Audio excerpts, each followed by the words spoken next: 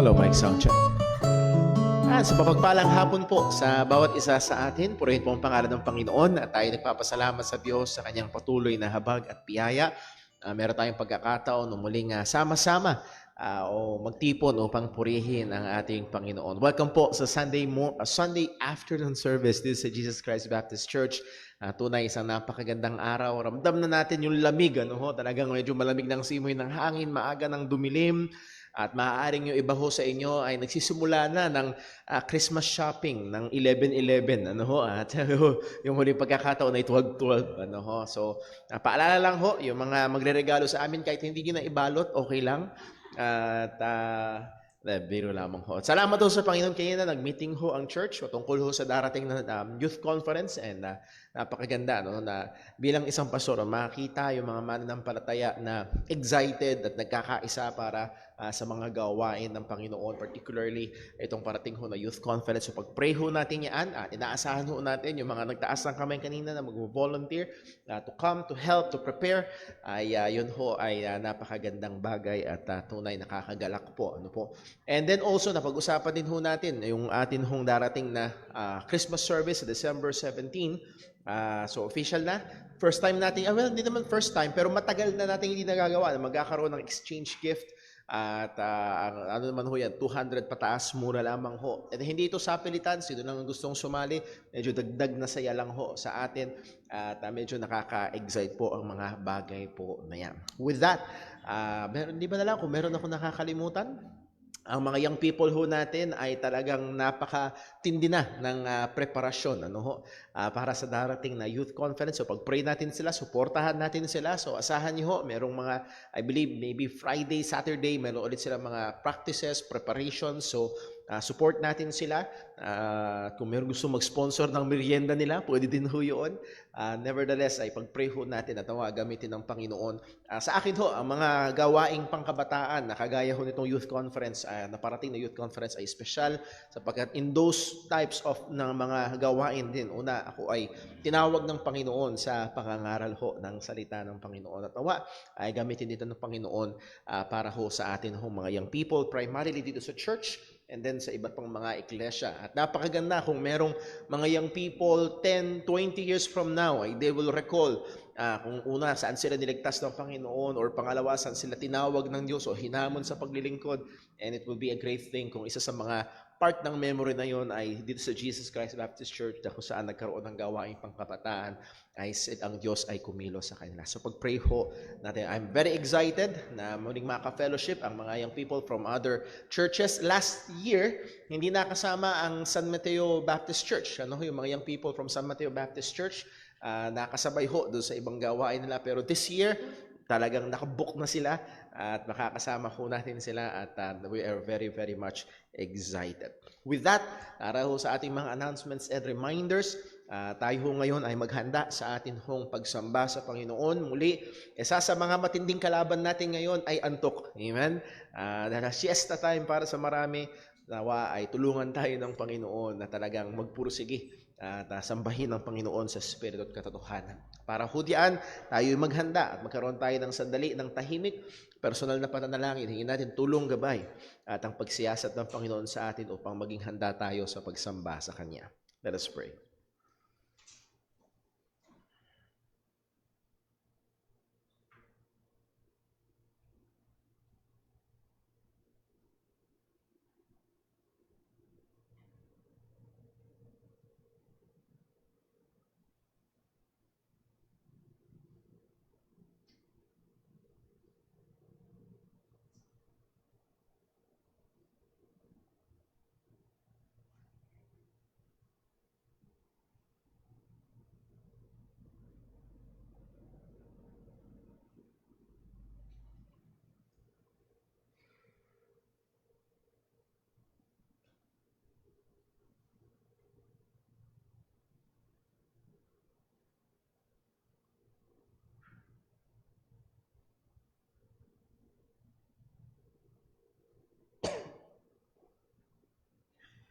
Sama-sama po tayong manalangin. O aming amang Diyos, dakila, banal, soberano, Ikaw, Panginoon, na may lalang ng lahat ng bagay. at nag-iingat sa lahat ng bagay, nagsusustento sa lahat ng bagay, kung kaya't ito'y patuloy na umiiral. Ultimo, Panginoon, ang aming mga sariling buhay, ang aming hininga, O Diyos, ay galing sa iyo. Kaya Panginoon, tulungan mo kami na magpahinga sa katotohanan na Ikaw ang Diyos na soberano at may hawak ng lahat ng bagay. As we have studied kaninang umaga, maging ang mga pinakamalaking mga imperyo, kaharian, mga bansa, mga hari, O Panginoon, ay nasa iyong kamay.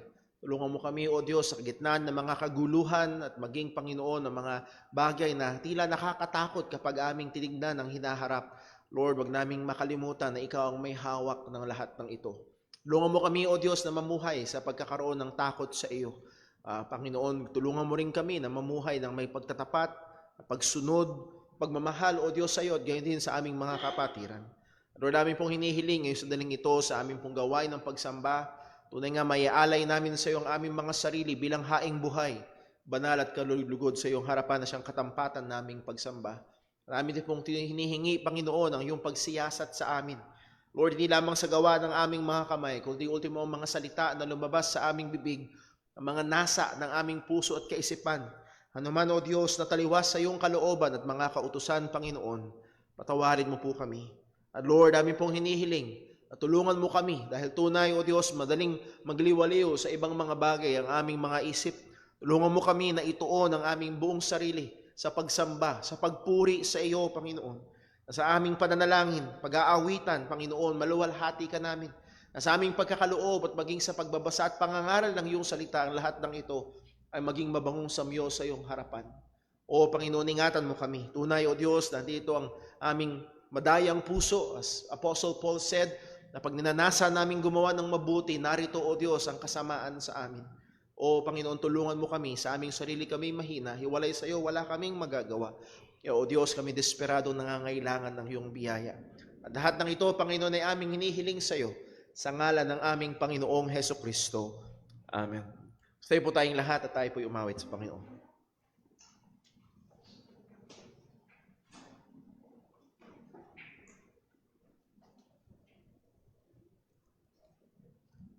Tayo po'y umawit sa Panginoon. Awitin po natin, When I Survey the Wondrous Cross.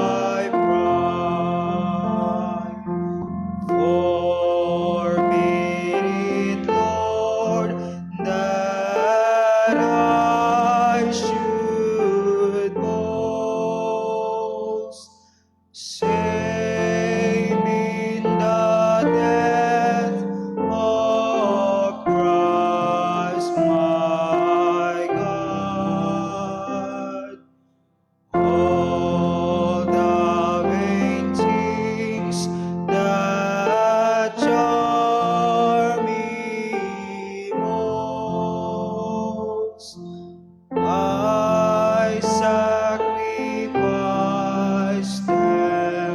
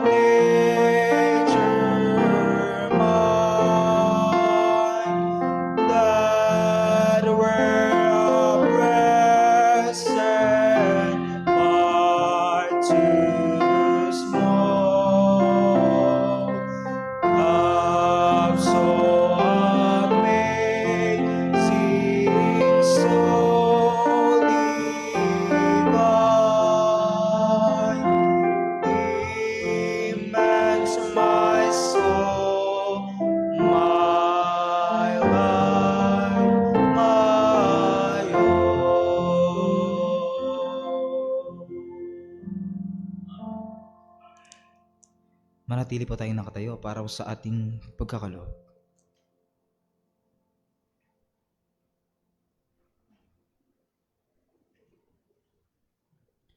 Basahin po natin ang ating Bible passage for giving. 2 Corinthians chapter 9, verse 6 to 8. Verse 6, begin. But this I say, he which soweth sparingly shall reap also sparingly, and he which soweth bountifully shall reap also bountifully.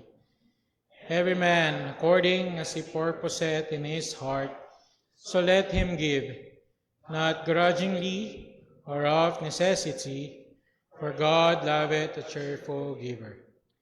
And God is able to make all grace abound toward you, that ye, always having all sufficiency in all things, may abound to every good work. Purihin ang Panginoon sa pagbasa ng kanyang salita. Manalangin po tayo. Diyos Ama, makapangyarihan sa lahat, dakila ang iyong pangalan, O Lord. Salamat, Panginoon, sa isang buong linggo, Lord, na paggabay sa amin, pagiging ama namin. We provide everything, Lord, sapat, liglig, Panginoon, ang iyong binigay, ang iyong biyaya, Panginoon. Tuloy, Panginoon, ang aming nararamdaman, Panginoon. Ngayon, dadako kami sa aming pagbibigayan. Magbigay, Panginoon, ng bawat isa ayon sa kanyang puso, Panginoon, hindi dahil sa nangangailangan, o dahil, Panginoon, sa blessing, Panginoon. Magbibigay kami, Panginoon, dahil alam namin, Lord, ikaw muna nagbigay. Ikaw, Panginoon, ang patuloy nagpo-provide sa amin, O Lord.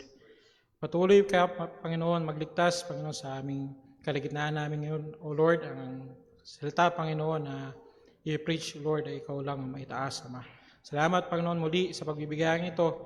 Kayo po patuloy, Panginoon, ang maitaas, maging mabango sa iyo, Panginoon, sa iyong harapan, Panginoon, ng mga salapi, Panginoon, na ibibigay, magamit, Panginoon, sa pagpapalaganap at paglago, Panginoon, ng iyong kingdom, O Lord. We thank you, Lord, sa pagkataon that we could give. Sa pangalan ni Jesus, Amen. Amen.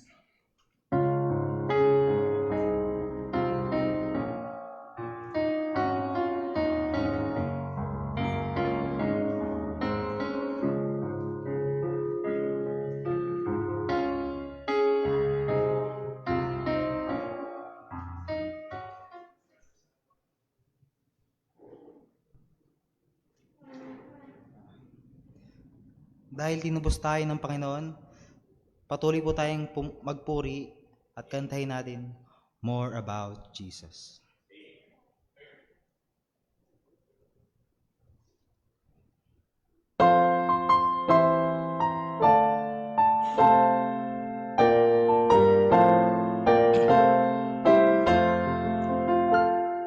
More about Jesus Would I know more of His grace to others show, more of His saving fullness see, more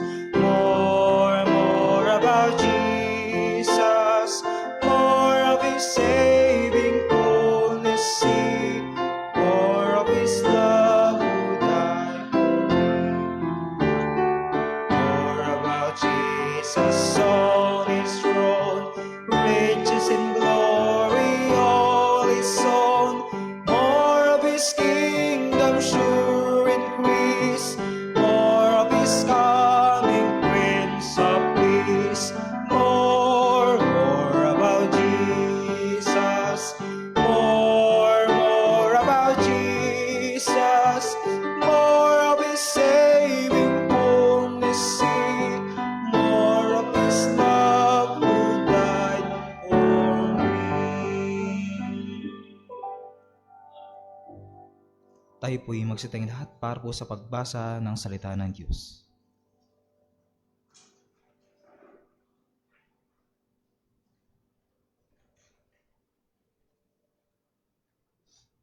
Purihin po ang ating Panginoon para po sa pagbasa ng salita ng Diyos mula sa aklat ng Lucas, Kapitulo 12, talata 1 hanggang 7.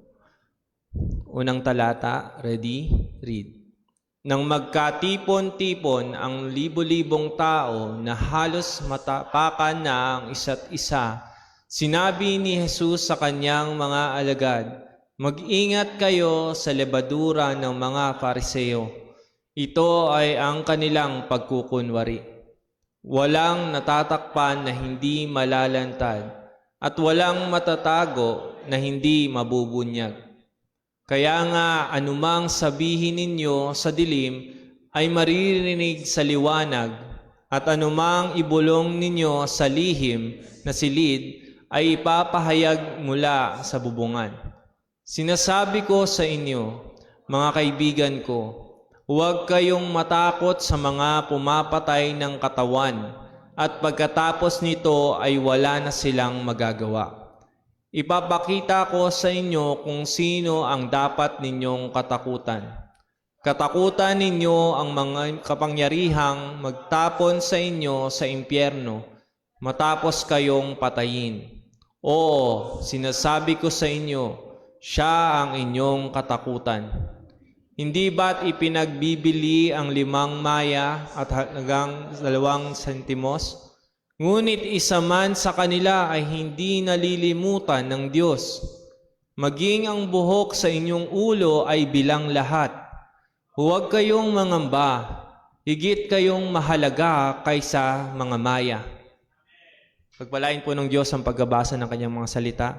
Tayo po ay manatiling nakatayo para sa muling pag-awit.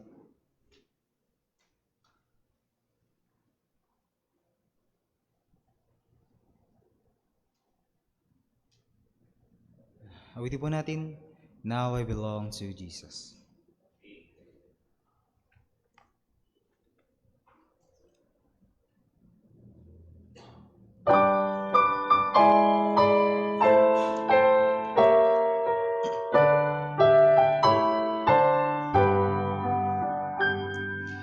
Jesus, my Lord, will love me forever. From Him no power of evil can sever. He gave His life to ransom my soul.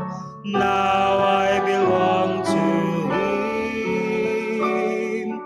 Now I belong to Jesus. Jesus belongs to me. Not for the years of time alone, but for eternity. Once I was lost in sin's degradation, Jesus came down to bring me salvation, lifted me up from sorrow and shame. Now I belong to Him. Now I belong to Jesus. Jesus belongs to me. Not for the years of time alone, but for eternity. Joy floods my soul, for Jesus has saved me, rid me from sin that long had enslaved me. His precious blood He gave to redeem. Now I belong to Him. Now I belong to Jesus. Jesus belongs to me. Not for the years of time alone, but for eternity.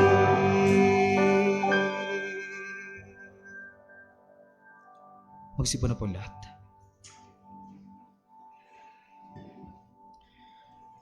Purihin po ang pangalan ng Panginoon. Napakaganda nung awitin. Joy floods my soul, for Jesus has saved me. Freed me from sin that long had enslaved me. His precious blood He gave to redeem.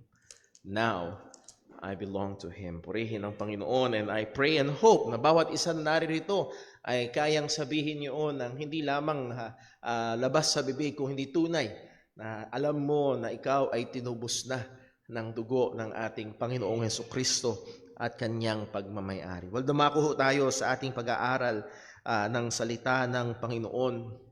And as we have began our small series ng pag-aaral with regards to the Filipino Christian and Israel, ay kapag ating pinakinggan ang maraming mga balita ay tunay ay nakakapagdulot ng matinding kaba. At maaaring yung iba ay nakakaramdam ng matinding takot. At nauuwi yung iba sa tinatawag nating pagkabalisa o anxiety. Well, hindi ho malayo sa atin, which is around 3 years ago, ang marami ho sa atin ay binalot ng matinding kaba, lalo na noong nababalita pa lamang itong bagong virus na ito na ngayon kilala natin sa tawag na COVID-19. Akala ng iba ay talagang matinding pagkalat at maraming pagkamatay, though hindi natin minamaliit. Nevertheless, hindi kasing lala kagaya ng inaasahan ng marami.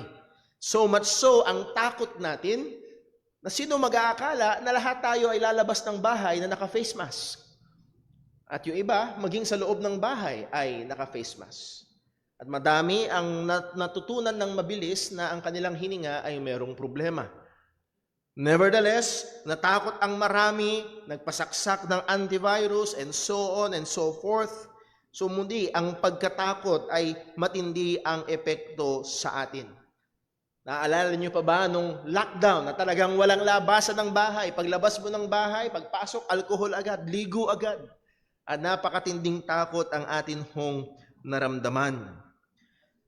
Aking partikular na naaalala ang isang interview na ginawa sa isang food delivery service. Ang ginagawa niya, nagde-deliver siya ng pagkain. At ang tanong sa kanya ng reporter, Kuya, hindi ka ba natatakot sa virus? Hindi ka ba natatakot? Sabi na itong lalaki ito, syempre natatakot. Pero ba't nandito ka sa labas? At dito ka pa rin sa labas at nagtatrabaho?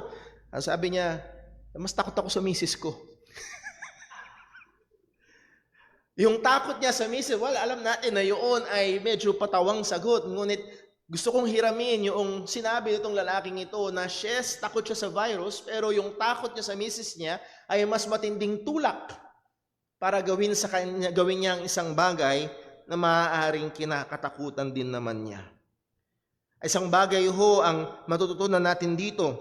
One thing na pwedeng mag-conquer or gumapi sa bagay na kinakatakutan natin ay mas dakilang pagkatakot sa ibang bagay. At wala hong iba pang mas dakilang kadapat nating katakutan sa buhay na ito na siyang gagapi sa ibang mga bagay na maaaring kinakatakutan natin kung kaya tayo ay napipigilang gawin ang mga bagay na dapat nating gawin. Particularly ang mabuhay na sa termino ng iba, sa mabuhay ng radikal para sa Panginoon. Wala nang ibang gagapi sa mga takot na yun kung hindi ang pagkatakot sa Diyos. So pag-aaralan ho natin ang mensaheng ito. The believer's key to conquer worldly fear is to fear and to trust in God. Ang susi ng mga mananampalataya para mapaglabanan ang mga makamundong takot ay ang pagkakaroon ng makadiyos na takot at tiwala. Tayo ho muna ay manalangin at hingin natin ang tulong ng Panginoon. Ama naming Diyos sa langit, kami po ay nagpapasalamat sa iyo. Tunay, Panginoon, Ikaw, O Diyos, ay kamangha-mangha ang iyong biyaya na sa amin ay tumubos. Salamat, O Diyos, as we have sang that we belong to you. Na kami, Panginoon, na mga mananampalataya ni Hesukristo ay hawak-hawak mo at walang makakaagaw sa amin.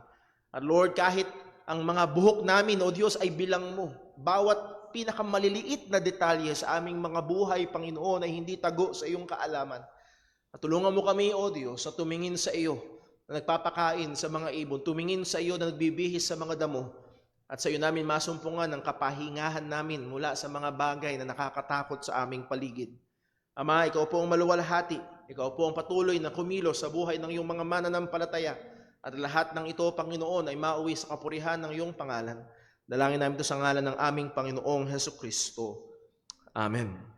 Muli, ang susi ng mga mananampalataya upang mapaglabanan ang mga mundong takot ay ang pagkakaroon ng takot at pagtitiwala sa Panginoon. As we have said, fear can be a very strong controlling force. In the height nga ng pandemic, as we have said kanina, tayo ay nagsuot ng mga face mask, nandoon ang matinding paghuhugas sa mga kamay. Sino mag-aakalang maglalaan ka ng matinding budget para bumili ng alkohol nung panahon ng pandemic? Bakit? Sa takot na nararamdaman natin. We adjusted sa tinawag na new normal. Fear can be a great detrimental factor, particularly sa mga efforts natin bilang mga mananampalataya. Sa efforts ng paghahayag ng Ebanghelyo, sa effort ng pagsunod sa Panginoon, lalo na pag tayo ay pinangunahan ng pagkatakot ng tao o pagkatakot sa mga sasabihin ng tao, sa maaaring maging rejection ng mga tao sa atin, na maaaring ituring tayong outcast, weirdo, tignan na parang tayo ay kakaiba at alien mula sa ibang mundo. Dahan doon ang pagkatakot na maaaring umepekto sa atin. Pero ang tanging solusyon dito sa ngayong salita ng Diyos ay walang iba kung hindi pagkatakot din naman, particularly ang pagkatakot sa Panginoon. Kung babalik tayo sa Luke chapter 12, ang passage na ating binasa at ang magiging focus natin ay verses 4 hanggang 7. Makikita natin dito ang ating Panginoong Kristo ay pabalik na sa Jerusalem at habang siya ay naglalakbay na maraming mga taong nakasunod sa Kanya. When we say marami, hindi 100, 200, ang sinabi ho sa King James, innumerable multitude of people. Hindi mabilang. I would dare say na higit pa ito dun sa John chapter 6 na sinabi ni John around 5,000, around 6,000 at higit pa. So napakaraming mga tao, so much so na nagkakaapak-apakan na sila. Siguro dun sa termino natin ay hindi mahulugang karayom. Siksikan ng mga tao, sila ay talagang sumusunod sa ating Panginoong Hesukristo. Pero sa kanyang kahabagan at pagmamahal sa kanyang mga disipulo, sa mga taong sumusunod sa kanya, kanyang nalalaman na nalalapit na ang kamatayan niya, nalalapit na ang pagkapako niya sa krus, at sa kanyang pagmamahal, particularly sa mga disipulo, sa mga tunay na mananampalatayang sumusunod sa kanya, nagpaalala ang ating Panginoong Hesukristo sa kanila. Na yes, may mga nakakatakot na mangyayari, pero meron silang mas dapat katakutan.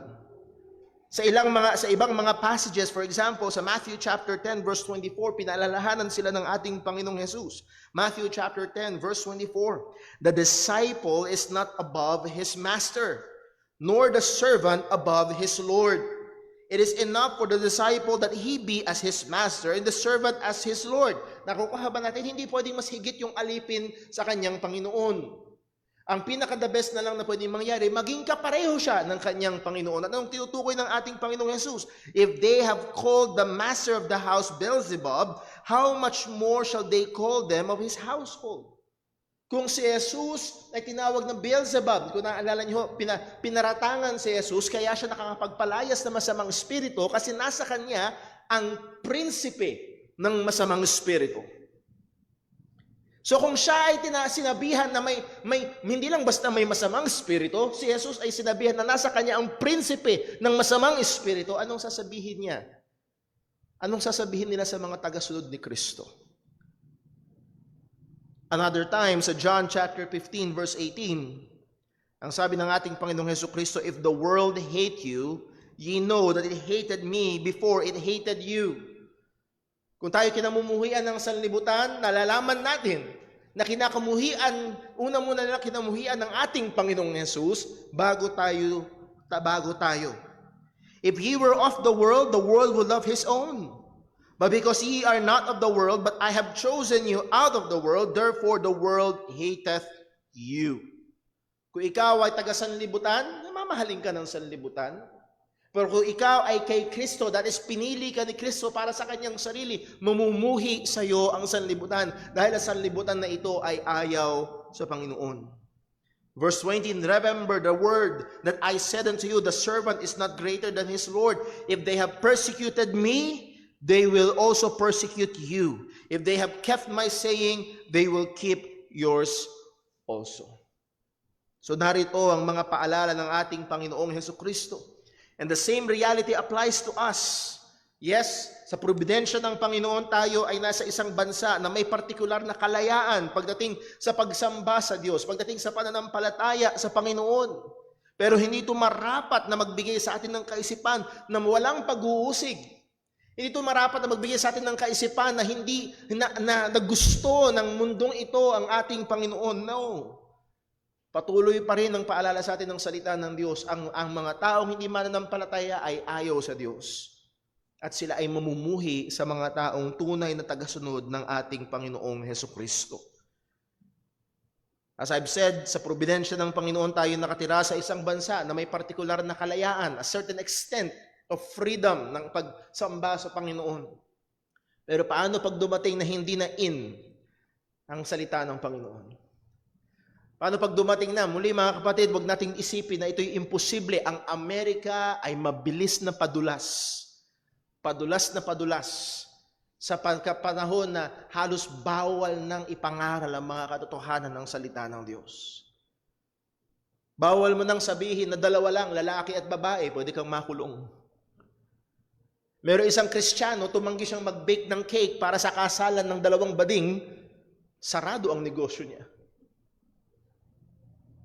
Merong isang teacher sapagkat yung isang estudyante na nabuntis na namatay dahil yung principal o yung guidance counselor dinala yung estudyante sa palaglagan ng anak sa abortion clinic, walang pahintulot ng magulang. Dinala ng guidance counselor sa abortion clinic yung batang babae na sinubukang ipalaglag, namatay yung batang babae. Walang nangyari doon sa guidance counselor, pero yung teacher na nagsabi sa klase, pag-pray natin. Nawalan ng trabaho yung teacher. Ito ay nanggagaling sa isang bansa, mga kapatid, na ang kanilang founding fathers ay impluwensyado ng salita ng Panginoon. Hindi ho malayo padausdos sa atin ang mga bagay ho na ito.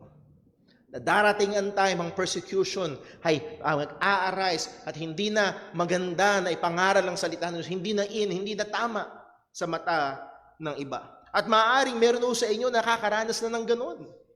Tinitingnan ka bilang baliw, tinitingnan ka bilang wala sa tamang tino, umatin ka na ng umaga, atin ka pa ng hapon, may prayer meeting pa, may fellowship pa, ano ba yan? Baka lang magpas ka sa langit. So darating ang pag-uusig. Pero narito ang paalala sa atin ng ating Panginoong Hesukristo. Sa verse number 4, huwag tayong matakot sa kanila. Ang sabi ng ating Panginoong Jesus sa verse 4, I say unto you, my friends, be not afraid of them that kill the body, and after that have no more that they can do.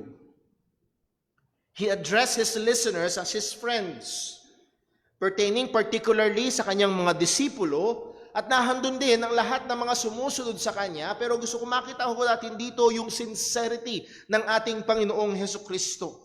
Hindi niya niloloko ang mga taong ito, pero sincero siya nagbibigay ng babala sa kanila, sa mga sumusunod sa kanya, sa mga taong gustong talagang maging seryosong disipulo ng ating Panginoong Hesukristo. I say unto you, my friends, be not afraid of them that kill the body. It may be ng ating Panginoong Hesukristo nagbibigay ng warning sa kanila kung paano o anong klaseng persecution ang maaari o ang darating sa mga tunay na tagasunod ng ating Panginoong Jesus. Be not afraid of them that kill the body. Huwag kayong matakot sa kanila na pumapatay sa katawan. At sa unang basa, parang huwag matakot sa pumapatay ng katawan. Hindi ko alam kung kayo, pag merong isang tao sa isang madilim na eskinita at merong parating na may tao may hawak na kutsilyo, medyo matatakot ka. Kapag alam mo na merong panganib na parating at pasalubong na sa iyo, matatakot ka. Kapag may karamdaman, kapag sinabihan ka ng doktor na ang karamdaman mo ay medyo mabigat, medyo malala, maaaring makaramdam ka ng takot. Pero narito ang sinabi ng ating Panginoong Kristo, huwag kayong matakot sa mga pumapatay ng katawan. Hindi ba natural lamang na matakot tayo? Well, wag na yung usapan ng pagpatay. Natatakot tayo sa mga magtatanggal ng mga comfort zone natin.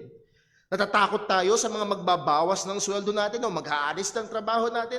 Matatakot tayo sa maglalagay sa atin sa hindi komportabling kalagayan. Matatakot tayo sa maglalagay sa atin sa maaaring kahiyahiyang sitwasyon. We fear many things na hindi nakakapatay sa ating buhay. Natatakot tayo sa karamdaman, aksidente, mga natural disasters na pwedeng umepekto sa atin. At sa isang saglit lang mabago ang ating mga buhay to the worst. O sinasabihan ba tayo ng ating Panginoong Kristo na huwag matakot sa mga bagay na ito? Sinasabihan ba tayo na dapat tayo maging manhid? Huwag kabahan. Huwag pag-isipan ang mga maaaring panganib na dumating sa ating buhay. And particularly, ang binibigyang babala ng ating Panginoong Kristo is na hindi mga karamdaman o natural disasters na maaaring umepekto sa ating physical na katawan. Particularly, ang binibigyan ng pansin ay mga tao. Mga taong pwedeng pumatay. Kamakailan, hindi ko maalala kung anong saktong balita. Merong isang high school, senior high yata, na lalaki ay pinatay. Pinatay siya dahil yung girlfriend niya ay naka-arrange marriage na. At ayaw nilang maghiwalay. So pinatay yung last week lang yata yun sa balita. At ang punto ho, kaya ko sinabi huyaan, ay nahandoon ng mga maaaring masama at pangit na gawin. Siya'y pinatay. So maaaring merong pumatay sa atin, particularly, yun pala, ang sabi ng nanay, kung yan ho ay nagkasakit lang sana medyo mas natatanggap ho namin pag nagkasakit lang. Pero siya ay tinratong higit pa sa hayop, pinatay, sinakal. Ganun kagrabe. So dito tayo ay binibigyang babala ng ating Panginoong Kristo, hindi sa mga natural disasters or karamdaman na maaaring dumating, kundi sa mga taong maaaring gumawa sa atin ng masama. Maaaring manakit sa atin. Maaaring sumira ng ating buhay. At oo, maaaring magtapos ng ating mga buhay. It may be. At si Jesus ay nagpabibigay ng babala dito laban sa mga tao na maaaring gumawa ng pag-uusig sa mga tagasunod ni Kristo to the point na sila ay patayin. Bakit daw sinabi ni Jesus na huwag silang katakutan? Anong rason? And after that, pagkatapos daw nito, pagkatapos ng pagpatay sa katawan, have no more that they can do. Pagkatapos patayin ka, wala na silang kayang gawin. Well, bakit tayo daw hindi dapat matakot sa kanila? Actually, ang sinasabi ni Jesus dito, sapagkat limitado ang pwede nilang gawin sa inyo. Anong limitasyon? Hanggang pagpatay lang ang pwede nilang gawin. At kung tayo, mga kapatid, narito mga kapatid, ang isang kaisipan, na kung ang ating isip o tayo ay kumbinsido sa sinasabi ng sanlibutan na ang pinakamahalaga sa buhay na ito ay buhay. Tatanggi tayo sa sinasabi ni Kristo. Ano? Hindi ako matatakot sa pwedeng pumatay ng aking buhay? Sa pwedeng magkitil ng aking buhay? Yun yung pinakamahalaga. Ang mundong ito ay nagbebenta ng kaisipan na ang pinakamahalaga ay manatiling buhay. Isasakripisyo lahat, iiwanan lahat, babaguhin lahat, basta manatiling buhay. Pero sa salita ni Jesus, dito sa mga salita nito, not explicitly but implicitly, merong mas mahalaga kaysa sa buhay. Na kaya sinasabi ni Jesucristo, huwag tayong matakot sa kanila na pwedeng pumatay sa atin, pero hanggang dun lamang ang kanilang kayang gawin. Pagkatapos kang saktan, pagkatapos kang patayin, wala na silang kayang gawin. And implicit to the statement ng ating Panginoong Jesucristo, meron pang bagay pagkatapos ng kamatayan. Sa sinasabi ng ating Panginoong Hesus, merong mas mahalaga kaysa sa buhay pisikal. Kung ang pisikal na buhay lamang ang pinakamahalaga, walang bigat ang salita ng ating Panginoong Hesus. Kung ang pinakamahalaga ay ang pisikal na buhay, walang saysay ang sinasabi ni Kristo. Dapat tayong matakot. Pero dahil sa sinasabi ng ating Panginoong Kristo sa katotohanan na meron pang higit kaysa sa buhay na ito, merong mas mahalaga kaysa pisikal na buhay. Huwag kaya nating sabihin na tama ang sinabi ng ating Panginoong Hesus. Huwag tayong matakot sa kanila na pumapatay ng katawan, pero pagkatapos noon ay wala nang kayang gawin. Sa Proverbs 29 verse 25, ang sabi ay ito, "The fear of man bringeth a snare, but whoso putteth his trust in the Lord shall be safe." Ang pagkatakot sa tao ay nagbibigay o naglalagay ng bitag. Ito ay parang patibong na pag nahulog ka sa takot sa tao, doon ka na lang. Hindi ka na makakaalis, hindi ka na makakakilos, hindi ka na makakagawa ng dapat mong gawin dahil nahulog ka na sa takot sa tao. The fear of man and the harm, yung sakit na pwede nilang i-inflict sa atin, sa ating katawan, sa ating buhay, ay maaaring maglagay sa atin sa pagkahulog sa patibong upang hindi natin magawa ang kalooban ng Panginoon. Gaanong karaming pagkakataon na meron tayong pagkakataon na magbahagi ng ebanghelyo, yes? Pero nahuhulog tayo sa pagkatakot. Gaanong karaming pagkakataon na maaari natin sanang ibahagi ang ebanghelyo ng ating Panginoong Kristo, pero natatakot tayo sa, ano kayang sasabihin nila sa akin?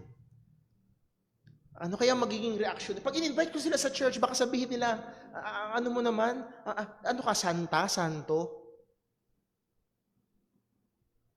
Marami sa atin na maaaring nandun ng takot na alam natin na mayroong pinagagawa ang Panginoon sa atin, mayroong panawagan ng Panginoon sa atin, pero mayroong takot, paano na lang? So yes, ang pagkatakot ay maaari at mayroong malaking epekto, lalo na kung hindi tama ang ating kinakatakutan. Kung tayo ay mas takot sa tao kaysa sa Panginoon. Pero malinaw ang utos sa atin ng Diyos, "Be not afraid of them that kill the body."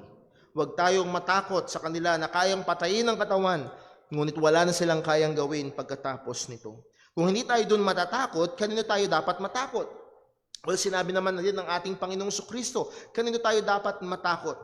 Sapagkat ang pagkatakot sa tao ay malaking bitag, paano natin ito ma-overcome? Paano natin ito maiiwasan? Paano natin malalabanan ang pagkatakot na ito? Walang tanging paraan ay labanan natin ito sa pamamagitan ng pagkatakot sa Panginoon.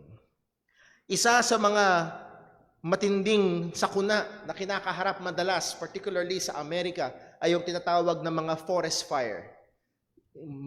Halos wala tayong idea kung gaano kalaki yung mga wildfire na tinatawag. Could you imagine na mga puno na napakatataas?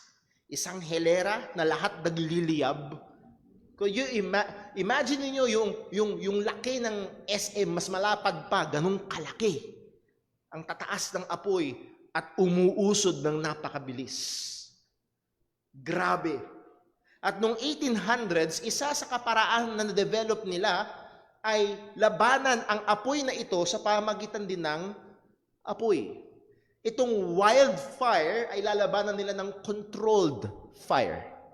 Na habang hindi pa dumarating yung apoy, susunugin na nila yung ilang parte. Bakit? Pag sunog na, hanggang doon na lang. Hindi na mag-a-advance. At higit sa malamang, doon na-coined yung term na fighting fire with fire. At gusto kong hiramin ho ito sapagkat yes, natural sa ating matakot. Matakot tayo sa komento ng iba sa atin, may fear tayo sa gagawin ng iba sa atin, may fear tayo na maaaring sa future na anong magiging epekto sa atin. Pero ang tanging gamot dito ay ang pagkakaroon ng isa pang takot. Mas malaki at mas matinding takot, hindi sa tao, kung hindi sa Panginoon. Ang sabi ng ating Panginoong Jesus sa verse 5, "But I will forewarn you, whom ye shall fear. Sasabihin ko sa inyo, bibigyan ko kayo ng babala kung kanino kayo dapat matakot. Huwag kayong matakot dun sa pumapatay sa katawan, tapos wala nang kayang gawin. Sasabihin ko sa inyo kung kanino kayo dapat matakot. Kanino daw dapat matakot? Fear him, which after he had killed hath power to cast into hell. Yea, I say unto you, fear him. Nagbigay ng babala ang ating Panginoong Kristo. Kaysa tayo ay mahulog sa kalagayan ng takot sa tao at mahulog tayo sa bitag na yun. At ang tanging solusyon dito ay matakot tayo sa Diyos. Fear Him. And God is the only fitting person na tinutukoy dito ng ating Panginoong Kristo. Na ano daw? Na merong pagkatapos na ikaw ay patayin, ay merong kapangyarihan na daling ka sa impyerno. Now, let me just get our attention doon sa sinabi ng ating Panginoong Yesus. Fear Him, which after He hath killed. At sa marami sa atin, parang hindi yun lapat sa tenga ko. Ang Diyos pumapatay? Ang Diyos pumapatay? Well, madalas ho ang mga tao ay inaalis sa Panginoon ang bagay ho na ito. Na tila baga ang pagbawi ng buhay, pag-alis ng buhay, at dito sa sinabi mismo ng ating Panginoong Kristo, pagpatay, ay tila baga willing na willing tayong i-attribute sa demonyo, willing tayong i-attribute sa nature, mother nature, willing tayong i-attribute sa karamdaman, pero hindi sa Diyos. Isang magandang halimbawa ho dito ay si Job mismo. Pagkawala ng lahat ng pagmamayari ni Job at namatay yung kanyang mga anak, hindi niya sinabing the Sabaeans took away. Hindi niya sinabing the natural disaster took away. Ang sabi niya, the Lord gave. The Lord. Did you hear that? The Lord taketh away. Blessed be the name of the Lord. At anong sabi sa Job chapter 1, bandang dulo? In all this, Job sinned not, nor accused God foolishly. Wala siyang sinabing masama. Hindi siya nagsabi ng anumang mali. Hindi siya nagkasala nung sinabi niyang, the Lord taketh away. Makikita natin dito na ang Diyos ay sobre. Yes! Ang sabi ng Panginoon kay Satanas, sige, lahat ng pagmamayari at meron siya, nasa iyong mga kamay, pero wag mo lang gagalawin si Job. Sino nag-alis? Handun ang aktibong pagkilos ni Satanas, pero sino pa rin ang soberano na naririto? Ang may hawak at nag-iingat, walang iba kung hindi ang Diyos. Ibig sabihin, kahit ang demonyo, kahit ang quote-unquote mother nature, kahit ang karamdaman na ano pa man din, ay walang kapangyarihang mag-alis ng buhay, libang pahintulutan ng Panginoon. Ang Diyos ang may hawak. Deuteronomy 32 verse 39, see now, ang sabi ng salita ng Diyos, Deuteronomy 32:39, see now that I, even I am He, and there is no God with me. Ako, wala nang iba, ako ang Diyos. Anong sabi ng Panginoon? I kill and I make alive. I wound and I heal. Neither is there any that can deliver out of my hand. Pumapatay ako, nagbibigay ako buhay. Nagbibigay ako ng sugat at nagpapagaling ako. Mga kapatid, huwag nating pagkamalian, walang ibang soberano sa sangnilikha kung hindi ang Diyos. Wala. At anuman, as we have studied sa Romans chapter 8, verse 28, and we know that all things, even the devil and those negative na bagay na tingin natin ay napakasama, all things ay nasa ilalim ng soberanong kapangyarihan ng ating Diyos. At siya ang gumagawa sa lahat ng ito. Ang pinakamahusay na mga doktor, pinakadakila at pinakamakapangyarihang mga gamot, at sino man na may pinakamaraming pera at the best medical expertise at mga hospital, even si Satanas man ay walang isamang tao na maaalis sa kamay ng Diyos. Ang magdidikta at ang may hawak ng ating buhay ay ang Panginoon. Pero hindi lamang yun. Hindi lamang ang pisikal na buhay ang nasa kamay ng Diyos. Ang sabi ng ating Panginoong Jesucristo, well, kung pisikal na buhay lamang ang hawak ng ating Panginoon, edi kapantay lang siya nung kayang pumatay sa katawan. Pero hindi lamang yun. Ang sabi ng ating Panginoong Jesucristo, but I will forewarn you, whom you shall fear, fear him which after he hath killed. Pagkatapos niyang patayin, pagkatapos niyang bawiin ang buhay, hath power to cast into hell.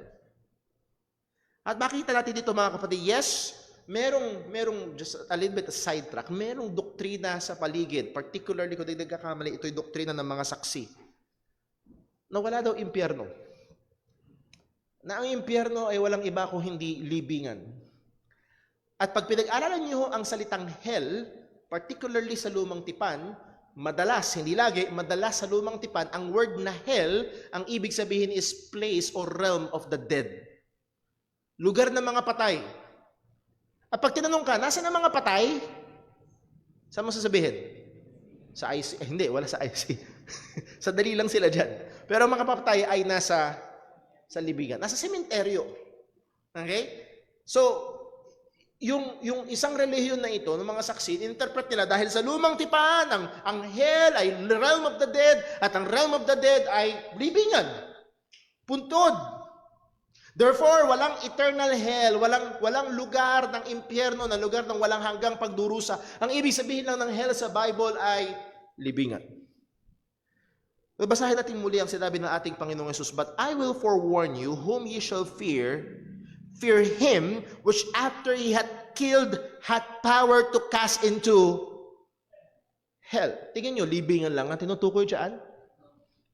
Well, wag kang matakot, kaya ka lang patayin ng Diyos at ipapalibing ka niya. Yun bang ibig sabihin? No, dito mismo sa salita ng ating Panginoong Jesucristo, hell here is not just the grave.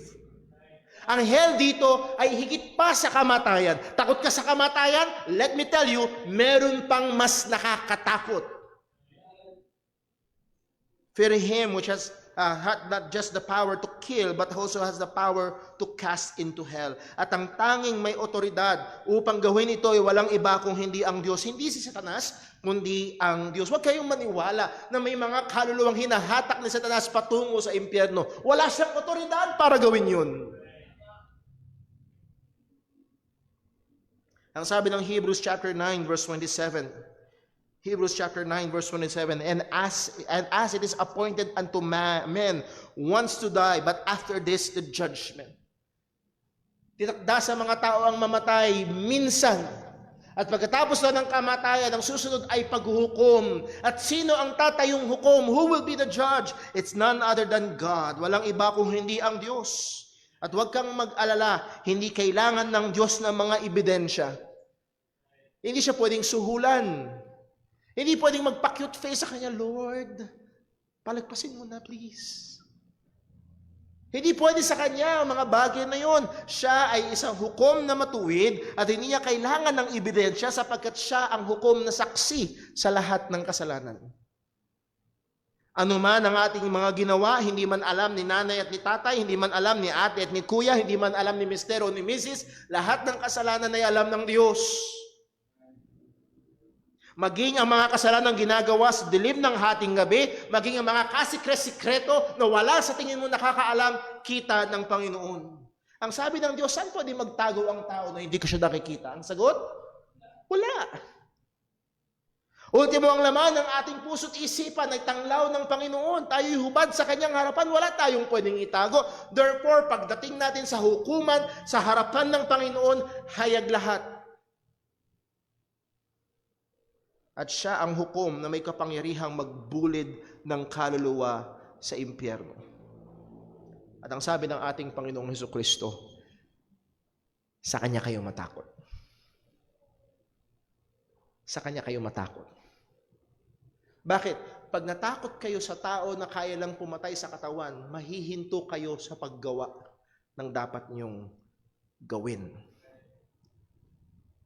Pero pag natakot kayo sa Diyos, na hindi lamang may kapangyarihan pumatay ng katawan, kundi may otoridad na magbulid sa impyerno, hindi kayo mahihinto na gawin ang dapat gawin para sa pangalan ng Panginoon.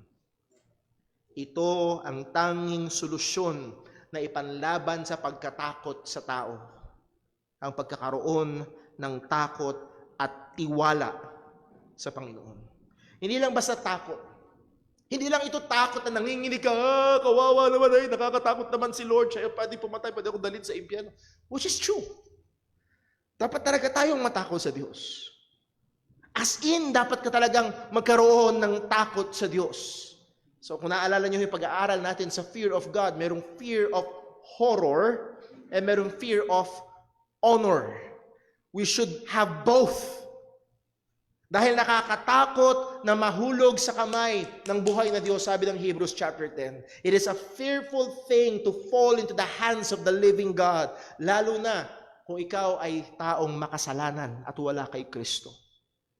Ang naghihintay sa iyo ay parusa, ang naghihintay sa iyo ay hatol, at ikaw ay bubulid sa impyerno. The only course of action ay hindi ikaw ay tumakbo palayo sa judge, saan ka pupunta? The only course of action sa harapan ng hukom na ito ay hindi magtago, nakikita ka niya. The only course of action sa harapan ng Diyos na kayang pumatay at siya ang maghuhukom sa atin, the only course of action is this: magsisi ka at manampalataya kay Kristo. Ang sabi ng Acts chapter 20 verse 21, ang sabi ng mga apostol, testifying both to the Jews and also to the Greeks, Hudyo ka man, Hentil ka man, anuman ang kulay ng iyong balat, saan ka man nakatira, ito ang panawagan ng salita ng Diyos, repentance toward God and faith toward our Lord Jesus Christ. Ito lamang ang makapagliligtas sa iyo mula sa hatol, matuwid na hatol ng Panginoon. Now, hindi lamang fear of horror, but also the fear of honor. At napakaganda ng ginawa ng ating Panginoong Jesus sa very next verse, sa verse 6. Pagkatapos niyang sabihin na huwag kayong matakot dun sa mga pumapatay ng katawan pero wala nang kayang gawin, kundi matakot kayo sa Kanya na kayang patayin ng katawan at kayang magbulid at nagbubulid ng kaluluwa sa impyerno. Verse 6. Nagbigay siya ng question, are not 5 sparrows sold for 2 farthings? And not one of them is forgotten before God. At siguro sa atin, hindi masyadong, merong uri ng ibon, ang tawag is sparrow. Sa translation na binasa natin kanina, maya. Sa madaling salita, para maunawaan natin, ito yung pinakamaliit na uri ng ibon. Pinakamurang uri ng ibon. Hindi ito ibon na kinakain na binibili para iihaw. Hindi. Pag inihaw mo to, wala kang makukuha. Hindi ito good for food consumption. Hindi yun ang layunin. Actually, itong ibon na ito, pag pinag-aralan niyo yung culture ng mga Hudyo, walang iniwan to sa mga sisiw na binibili pag panahon ng piyesta. Alala niyo yung iba't ibang kulay ng sisiw? Manghang-mangha ako ng pambira. May pink na sisiw, may blue sisiw, may dilaw na sisiw, may green na sisiw. Ibang lahing sisiw. Wala man na nakikitang green na manok, blue manok. Pinipinturahan nila yung mga sisiw. Pero binibili yung sisiw na pinlalaroan ng mga bata. Ngayon, halos wala nang ganun, disusi na yung mga sisiw na nakikita natin. Pero narito, ang sabi ng salita ng Panginoon, are not 5 sparrows sold for 2 farthings? And you can just imagine yung libo-libong mga tao halos sabay-sabay na, alam nila yung halaga ng ibon na ito ay napakaliit. At itong ibon na napakaliit ang halaga, ang sabi ng ating Panginoong Yesus, not one of them is forgotten before God. Mga kapatid, kung meron kang kinakatakutan ngayon, please, i-meditate mo ang verse na ito. Ang 5 ibon o ang ibon na napakababa ang halaga, isa man dito ay hindi nakakalimutan ng ating Diyos. Kung kayo ng umaga, lumabas ka, nakakita ka ng ibon, nahandun ang atensyon ng Panginoon. Walang ibon, pinakamaliit man, na nakakalimutan ng ating Panginoon. Anong sabi ng ating Panginoong Jesucristo? Verse 7. Hindi lang yun. Argument from lesser to greater. But, in contrast to that, okay? Yung halaga ng ibon, mababa na. Bigyan ko kayo ng mas maliit pa. But, even the very hairs of your head are all numbered. Nasubukan niyo namang bilangin yung buhok niyo? Brother Paul, malapit na. Para doon sa iba, medyo conscious na sila sa bilang ng buhok nila. Pero malapit na nga. Nag-inventory na ako, Brother Paul. Pero muli, hindi ka nagising sa inong umaga at, uy, pambihira, may 3 nalaga meron na lang 3,782. Hindi mo binibigyan ng ganong pansin? Kuha niyo, ikaw mismo na nagmamahal kay ikaw. Ikaw mismo na concern sa safety mo, concern sa sarili mo, hindi mo pa napaglaanan ng pansin kung gaano karami yung buhok. Oh, kapatid, bilang ng Diyos.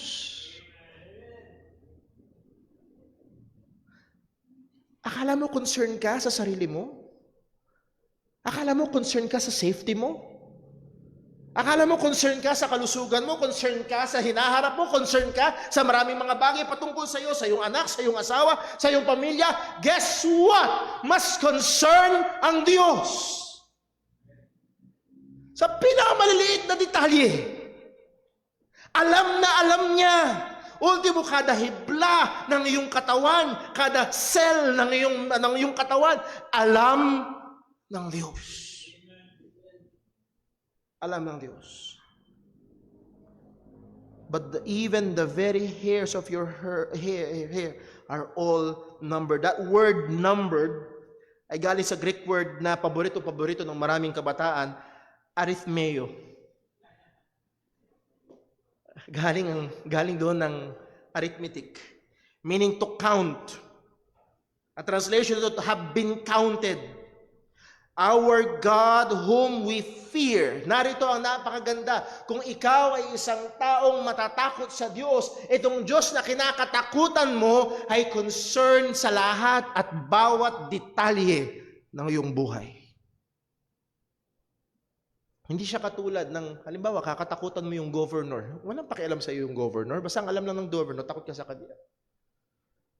Pero itong Diyos na dapat nating katakutan ay concern, nagbibigay atensyon sa lahat ng detalye, lahat, even pinakamaliliit na detalye ng ating buhay.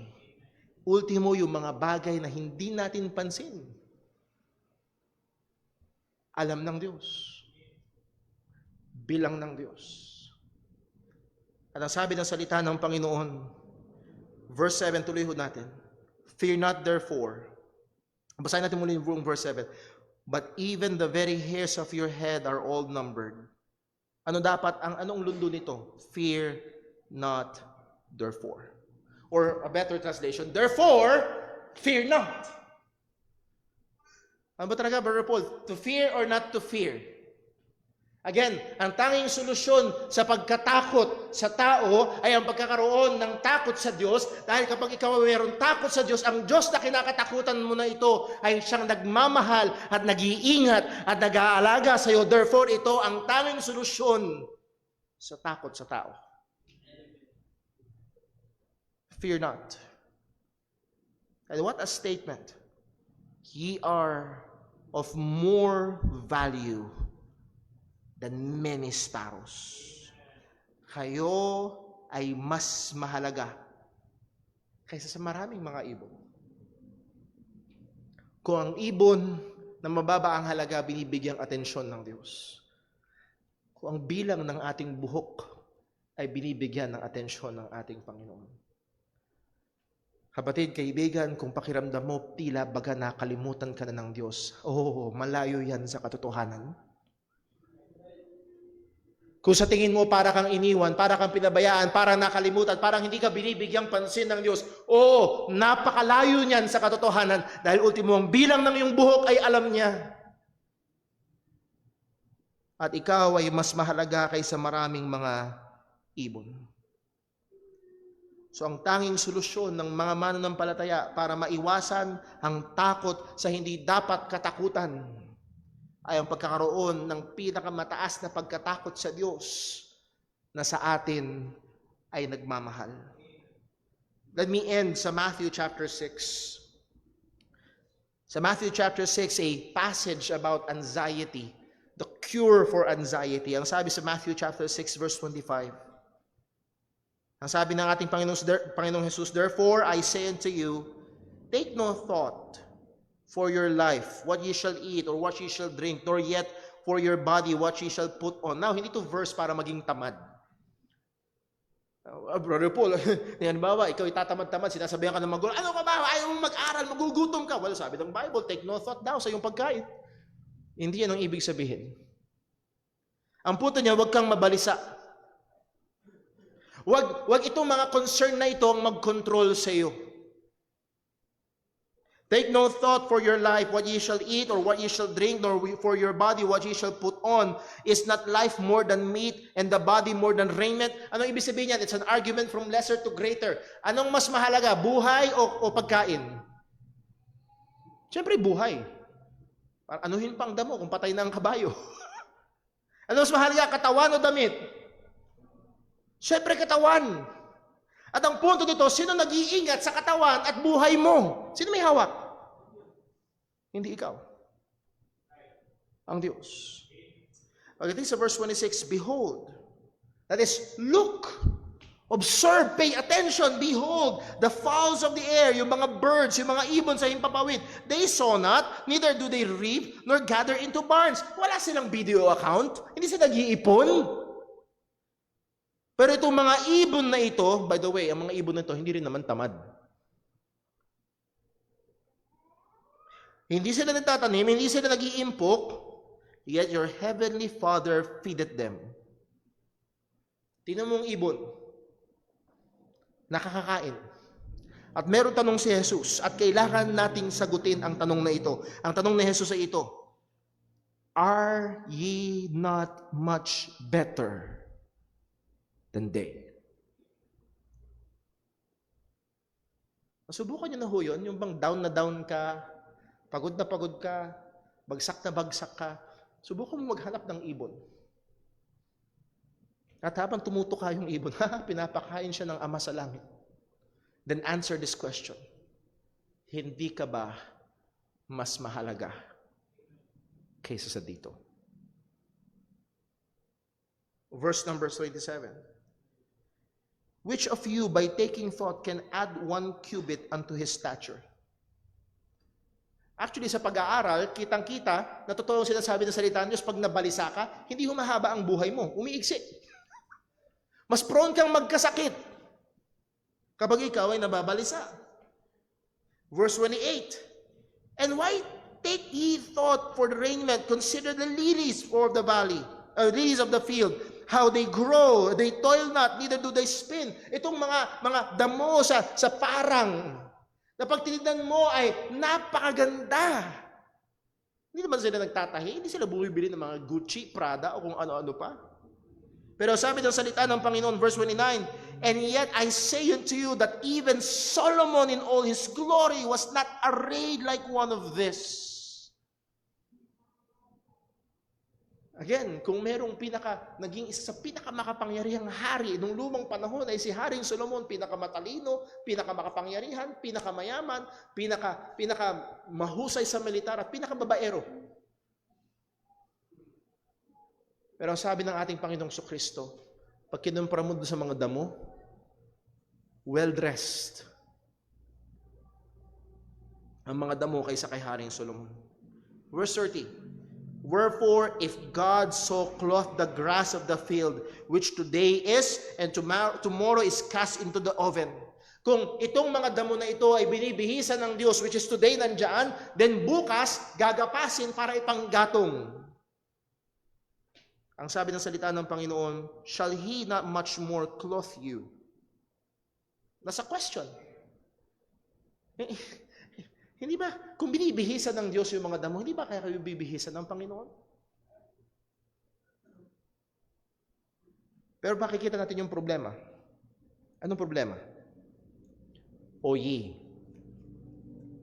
of little faith. Hindi yung supplier ang problema. Ang nagsusupply ang Diyos. Ang Diyos ang nagpapakain, ang Diyos ang nagbibihis. Pero madalas ang problema, hindi, lagi ang problema wala sa Panginoon. Nasa atin. Muli, hindi pinag-uusapan dito yung tamad. Ang sabi ng Bible, yung tamad, wag pakainin. Okay? Hindi yung tamad ang pinag-uusapan dito.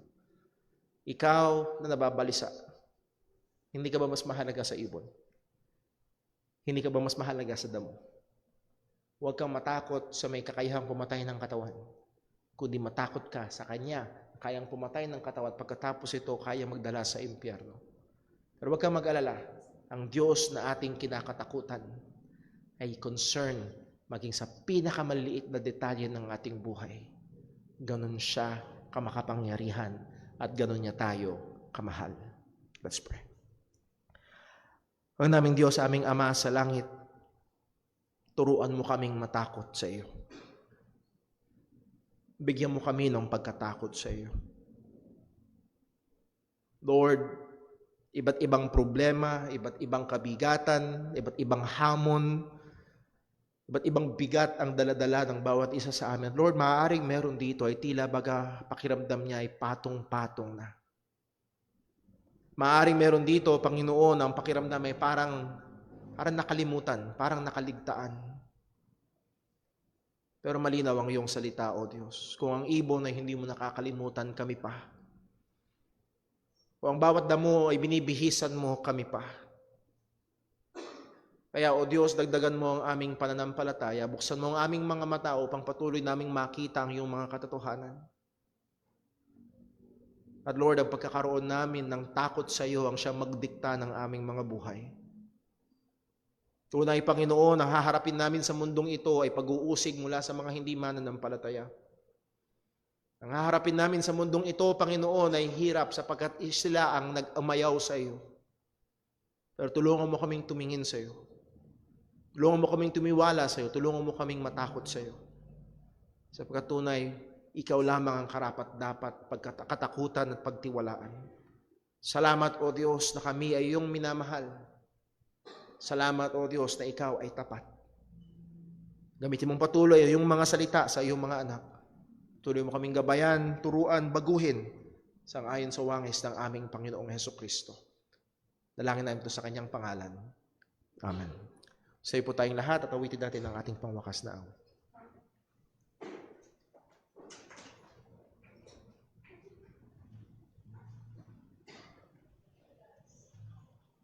Tayo po yung mawit sa Panginoon.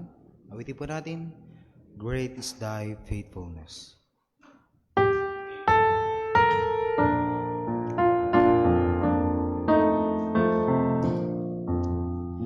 Great is thy faithfulness, O God, my Father. There is no shadow of turning with thee. Thou changest not, thy compassions, they fail not. As thou hast been, thou forever will be. Great is thy faithfulness, great is thy faithfulness. Morning by morning, new mercies I see. All I had needed, thy hand had provided. Great is thy faithfulness, Lord, unto me. Pardon for sin and the peace that endureth. Thine own dear presence to cheer